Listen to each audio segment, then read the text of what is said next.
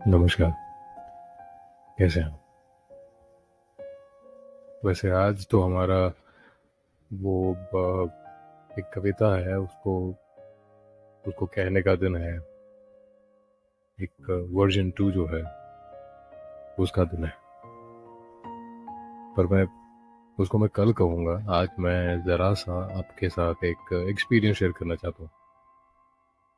तो कल मैं कहीं से वापस आ रहा था और वहाँ पर रेलवे स्टेशन पर, यस रेलवे स्टेशन पर कुछ लेट हो गया था। तकरीबन कुछ 2:30-3 बजे थे शायद।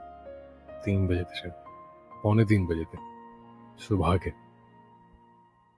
और मैं ऑटो ढूंढ रहा था और टैक्सीज एंड ऑल मिल नहीं रहे थे, तो मैं ऑटो ढूंढ रहा था। तो सारे ऑटोज वाले वो नहीं आ रहे थे। मैं मैं थोड़ा आगे चल के गया और वहाँ पे मुझे एक ऑटो यूं ही बस ऐसे ही दिखा, जैसे बहुत ही सबसे अलग है, सबसे अलग, सबसे वहाँ आसपास कोई घूम नहीं रहा है और पूरा अंधेरा है। वो यूं ही खड़ा है। मैंने ज़रा झांक कर देखा तो एक बूढ़े से अंकल वो अंदर से। मैंने कहा, यहाँ चलेंगे? बोले इतना होगा। और एकदम अड़ के कहा, इतना होगा। मैंने कहा ठीक है, चलिए चलते हैं। बोले ठीक है, बैठ जाओ। बारिश हो रही थी, बारिश हो रही थी। तो मैं बैठ गया। सीट जो थी थोड़ी सी जरा हल्की सी भीनी थी। बैठ गया मैं। सुबह का वक्त था, मुझे भी घर जल्दी पहुंचना था। मैं बैठ गया। अब अंकल ने रिक्शा, ऑटो रिक्शा, जिसको हम टुक टुक भी कहते हैं, तो शुरू की और चालू किया धूम करके। और धीरे धीरे गाड़ी चलने लगी। अब जो टुक टुक चल रही थी, तो मैंने ज़रा ध्यान से देखा। मैंने देखा कि वो जो साइकिल है, साइकिल साइकिल हम चलाते हैं ना, साइकिल, तो साइकिल जो है वो आगे निकल जाएगी, पर हमारा टुक टुक जो है बड़ा धीरे धीरे चल रहा था। तो साइकिल वाले आगे निकल जाएंगे। उस वक्त साइकिल वाले थे नहीं वहां पे, बट मतलब ऐसे निकल जाएंगे। तो इतनी स्लो चल रही थी। तो फिर मुझे लगा कि अंकल को मैं कहता हूँ कि अंकल थोड़ा सा ज़रा जल्दी चलें। फिर मैंने नोटिस किया, मैंने कहा नहीं, मैंने नोटिस किया और मैंने देखा कि बारिश हो रही थी। अब ग्लास के उस तरफ, मतलब जो टुक टुक होती है, रिक्शा, ऑटो रिक्शा, तो उसका जो ग्लास होता है उसके उस तरफ मैंने देखा, तो पूरा पानी पानी है। धुंधला सा, एकदम एकदम धुंधला सा हो गया था। और वाइपर नहीं थे वहां पे। तो मैंने अंकल को कहा, अंकल वाइपर नहीं है? बोले वो अभी अभी ऑटो मैंने वो करवाया था, रिपेयर करवाया था, तो उसकी वजह से वो वाइपर नहीं है। घर पे रखा है, पर मैं भूल गया आज लाना, वरना मैं ऐसे करके चला लेता।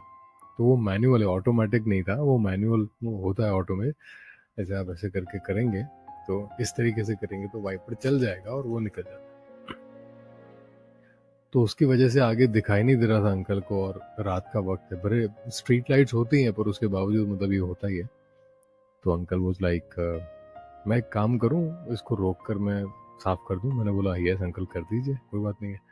तो अंकल ने क्या किया, ज़रा सी कार, वो ऑटो टुक टुक साइड में रखा और एक पेपर था, पेपर का टुकड़ा था, वो न्यूज़पेपर का, उन्होंने लिया, उतरे और धीरे धीरे, उनके पैर में शायद कुछ प्रॉब्लम थी, धीरे धीरे उतरे और ऐसे करके उन्होंने साफ किया। बारिश ऑल ऑफ द सडन थोड़ी देर के लिए बंद हो गई, वापस अंदर आए, रख दिया, फिर चालू। और इस बार स्पीड पकड़ ली अच्छी खासी। मजा आया। एंड देन फिर बातें बातें तो शुरू हो गई हमारी। पूछा अंकल को, अंकल कितने साल के हैं आप? एंड इज लाइक, वही 62 या 65 उन्होंने शायद कहा था। 62 या 65 कुछ कहा था। तो हवा भी थी और इसकी वजह से मुझे ध्यान से सुनाई नहीं दिया कहा था। फिर कह रहे थे कि मैं इतने सालों से 90 से ऑटो चलाता हूँ, 90 से, इतने सालों का एक्सपीरियंस। उन्होंने एक ऐसी बात मुझे कह दी जो एकदम लग गई, बहुत ही गहरी बात कह दी। वो कह रहे थे कि मेरे पिताजी का बिजनेस था और बहुत अच्छा खासा बिजनेस था, और मैं बताऊंगा नहीं उन्होंने क्या कहा था, मैं उनका नाम नहीं बताऊंगा, मुझे उनका नाम उन्होंने बताया था, नहीं बताऊंगा क्योंकि वो कॉन्फिडेंशियलिटी होती है तो वो रिवील हो जाती है। फिर अंकल ने कहा कि मेरे पिताजी ने अगर अपने बिजनेस पर थोड़ा सा ध्यान दिया होता तो आज हम ये नहीं कर रहे होते, हम इतने पैसों के मालिक होते, एंड देन ऑल दैट। और ये सारी बातें सुनकर आई वाज एक्चुअली, मैं जरा सा शांत हो गया। मैं उस बात को लेकर के उन्हें ध्यान से सुन रहा था। फिर तो उन्होंने बहुत सारी बातें की। उन्होंने कहा कि मेरा रोज का शेड्यूल है। मैंने पूछा शेड्यूल वगैरह, तो कह रहे थे कि, मैंने बोला जैसे शाम को भी आप कितने बजे तक काम करेंगे? बोले 8 बज जाएंगे, 9 बज जाएंगे। मैंने बोला सुबह क्यों नहीं चलाते आप? एंड ही वाज लाइक कि सुबह भीड़ बहुत होती है, मुझे अच्छा नहीं लगता है भी। मैंने बोला तो फिर अभी आपके शाम को अभी सुबह 6, साढ़े 6, 7 बजेंगे, अब शायद सो जाएंगे घर पे जाके। बोले नहीं नहीं, ऐसा थोड़ी होता है, घर पे जाऊंगा, शिव जी की पूजा पाठ करूंगा, और फिर 9 बजे के बाद कुछ, मतलब उसके बाद नहा धो के फिर पूजा पाठ करके फिर जाके सोऊंगा।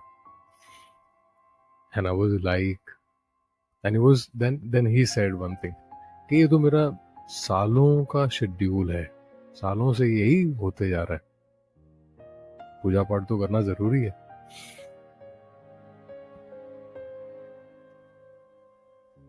मैंने कहा अंकल लास्ट घूमने कब गए थे बाहर? तो उन्होंने कहा यार 3 साल पहले गया था, नाथ द्वार कहा था या श्यामला जी कुछ कहा था, बोले यहाँ गया था, कहा था उज्जैन जाना है, उज्जैन जाना है, जाऊंगा एक दिन उज्जैन। भोले बाबा के भक्त थे हैं। सो एक लाइफ एक्सपीरियंस होता है उसमें, किसी से कम्युनिकेट करना लाइफ एक्सपीरियंस होता है। और जो उन्होंने एक बात मुझे जो कही थी वो एक सीख जैसी मुझे उन्होंने कहा था कि जो चीजें आपके पास है उसको संभालना सीखो, संभालना उनको, दैट इज इम्पोर्टेंट। जो है आपके पास नहीं संभाला तो वक्त बीत जाएगा, और जब वक्त बीत जाएगा आपके हाथ में वो चीजें नहीं रहेंगी, उसके बाद फिर चीजें बदल जाती है।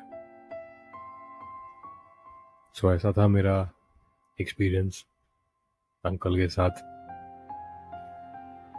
मैं चाहूंगा कि अगर हो सके आप जितने सुन रहे हैं, अगर आप अंकल के लिए जरा सी दुआएं कर सकें कि जल्द से जल्द अंकल, उनकी ख्वाहिश पूरी हो जाए और वो उज्जैन में भोलेनाथ के दर्शन करने पहुंच जाए।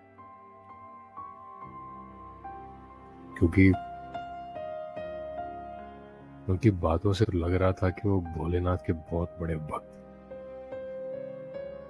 तो कोशिश कीजिएगा, अगर वक्त मिले तो उनके लिए थोड़ी सी दुआएं, थोड़ी सी प्रेयर्स कर दीजिएगा। बाकी सुनते रहिएगा, अच्छा लगे तो सुनते रहिएगा। फिर मिलेंगे, तब तक के लिए अपना ख्याल रखिएगा। नमस्कार।